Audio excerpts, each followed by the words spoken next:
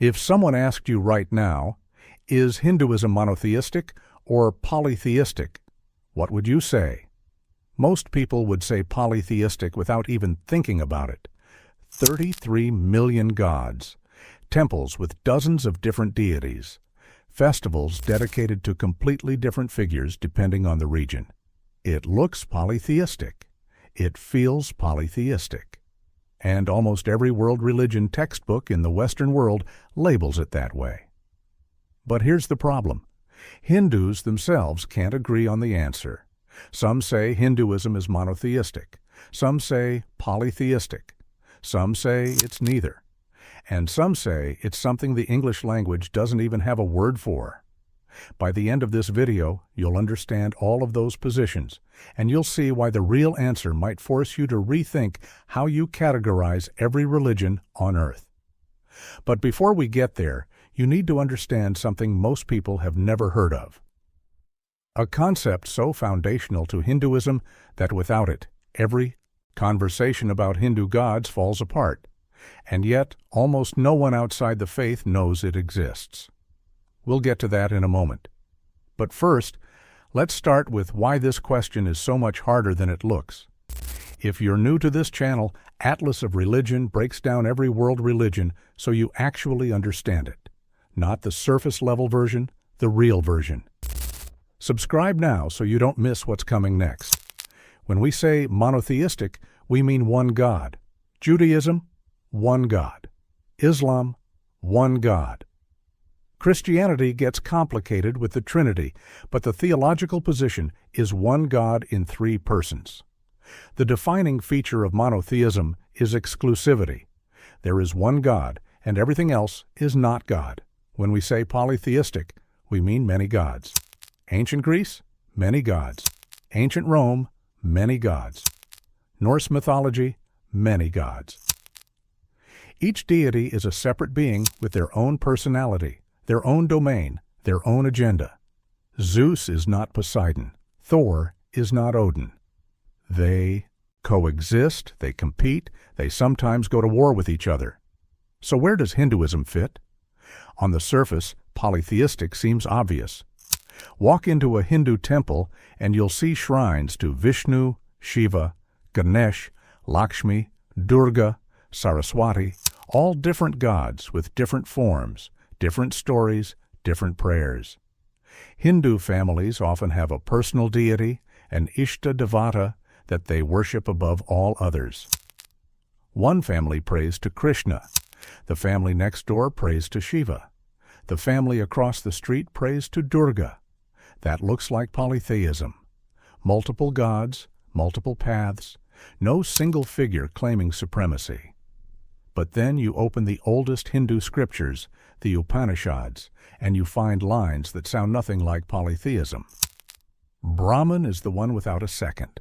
All this is Brahman. That which is the finest essence. This whole world has that as its soul. That is reality. That is the self. That art thou.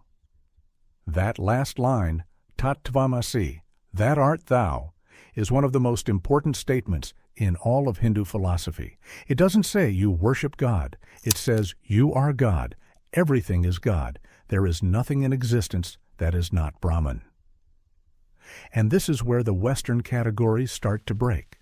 Brahman is not a god the way Yahweh is a god or Allah is a god. Brahman has no personality, no face, no story, no commandments. Brahman is not a being. Brahman is being itself, the ground of all existence, the infinite, formless, timeless reality underneath every atom, every thought, every god, and every soul in the universe. So if Brahman is the only true reality, and every Hindu god is a manifestation of Brahman, then how many gods does Hinduism actually have? This is the question that collapses the entire monotheistic, polytheistic framework. If you say one because Brahman is the single ultimate reality, then Hinduism is monotheistic. But it's not monotheistic the way Christianity or Islam is monotheistic, because Hindus don't worship one personal God who created the world and handed down a set of laws.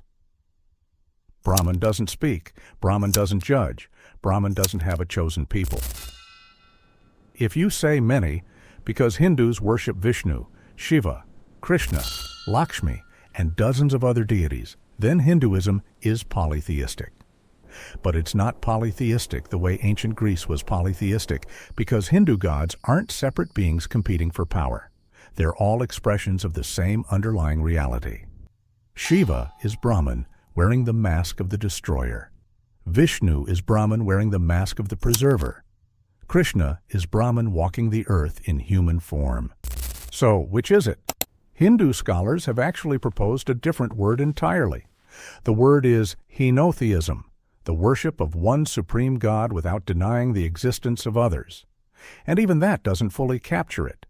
Some scholars use the term panentheism, the idea that God is in everything and everything is in God, but God also transcends everything. Others use monism, the philosophical position that all of reality is one single substance. If this is making your head spin, that's actually the point. Subscribe and like this video. Because Atlas of Religion is the only channel that takes you this deep into how religions actually work, not the simplified version everyone else gives you. Here's why these categories fail. Monotheism, polytheism, henotheism. These are all Western academic labels that were created to classify Western religions. They were designed for faiths where God is a person, a being with a will, a plan, a personality. Judaism has Yahweh. Christianity has the Father, Son, and Holy Spirit. Islam has Allah. In all three cases, God is someone. Hinduism doesn't start from that assumption. Hinduism starts from the position that ultimate reality is not a person. It's a principle. Brahman is not someone. Brahman is everything. And the gods that Hindus worship are the doorways through which human beings access that everything. Think about it this way. If you're standing in front of the ocean, you might be looking at a wave. That wave has a shape. It has a beginning and an end. It moves differently from the wave next to it. You could give it a name, but is the wave separate from the ocean? No, the wave is the ocean, temporarily taking a form. When the wave collapses, the water doesn't disappear. It returns to the ocean it never actually left. In Hinduism, every god is a wave. Brahman is the ocean. The waves look different. They behave differently. Devotees connect with different waves depending on their nature, their needs, their stage of life. But no wave is separate from the ocean. And the ocean doesn't care which wave you're looking at, because all of them are made of the same water. This is why a Hindu can say, "I worship Krishna," and there is only one God in the same breath, without any contradiction. Krishna is real, Krishna is divine, and Krishna is a manifestation of Brahman, which is the only reality that truly exists. These statements don't conflict in Hindu philosophy. They only conflict if you're using Western categories that weren't built for this. Now, there's another layer to this that most people miss entirely. Hinduism is not one unified religion with one doctrine and one theology. It's a family of traditions that span thousands of years, hundreds of philosophical schools, and wildly different approaches to God.